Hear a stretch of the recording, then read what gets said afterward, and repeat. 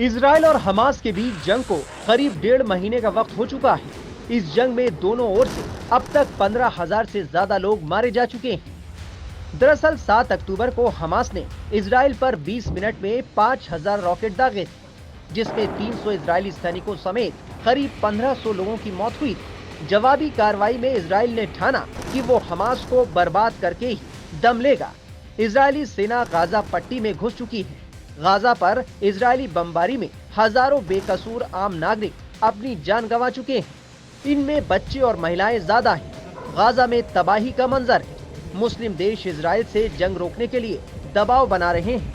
यहाँ तक कि अमेरिका भी इजराइल से कह चुका है कि वो गाजा पर हमले रोक दे, लेकिन इजराइल आर पार के इरादे से जंग लड़ रहा है। यूएई को छोड़ मुस्लिम देश फिलिस्तीन का समर्थन और इजराइल का विरोध कर रहे हैं, तो दूसरी तरफ पाकिस्तान ने भी मुस्लिम देशों के साथ एक बार फिर दगाबाजी की है। इजराइल हमास युद्ध के बीच खुद को इस्लामिक देश कहने वाला पाकिस्तान अपने मुस्लिम ब्रदरहुड को दरकिनार कर कथित रूप से एक यहूदी देश की मदद कर रहा है। दावा है कि पाकिस्तान ने इजराइल को आर्टिलरी गन के 155 mm के गोले मुहैया कराए हैं। इसकी मदद से इजरायली सेना गाजा में फिलिस्तीनियों के घरों को तबाह कर रही है। इस आर्टिलरी गन का इस्तेमाल जमीनी स्तर पर किया जाता है, जो किसी भी युद्ध में एक खास हथियार माना जाता है। इजराइल को पाकिस्तान के हथियार सप्लाई का खुलासा फ्लाइट डेटा ट्रैकर के जरिए हुआ है। ये कोई नई बात नहीं है कि पाकिस्तान जंग के बीच किसी को हथियार दे रहा हो। उसने रूस यूक्रेन युद्ध के बीच यूक्रेन को भी करोड़ों डॉलर के हथियार सप्लाई किए हैं। हालांकि पाकिस्तान इससे इनकार करता रहा है। मीडिया रिपोर्ट्स के मुताबिक उसने यूक्रेन के साथ 364 मिलियन डॉलर के हथियार डील की।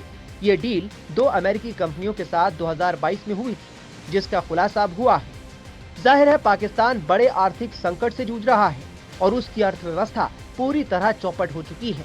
ऐसे में वो पैसों के लिए कुछ भी करने को तैयार है। दावा है कि पाकिस्तान ने बहरीन, ओमान, साइप्रस के रास्ते इजराइल को हथियार भेजे हैं।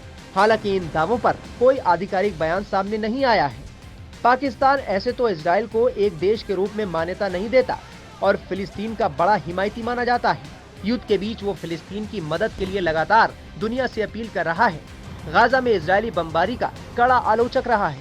इस्लामिक देशों के ग्रुप OIC में भी उसने इजराइल के खिलाफ कड़ी कार्रवाई की अपील की। बता दें कि पाकिस्तान उन देशों में शामिल रहा है जिसने फिलिस्तीन के विभाजन का यूनाइटेड नेशन में विरोध किया था। इजराइल में कोई भी पाकिस्तान पासपोर्ट के साथ एंट्री नहीं ले सकता। बावजूद इसके पाकिस्तान इजराइल पर अपना प्यार लुटा रहा है। लेकिन इजराइल फिलिस्तीन युद्ध के बीच अब वो इजराइल की इस तरह खुलकर मदद कर रहा है, जिससे पाकिस्तान का दोहरा चरित्र एक बार फिर दुनिया के सामने आ गया है। टाइम्स नाउ नव भारत डिजिटल की रिपोर्ट।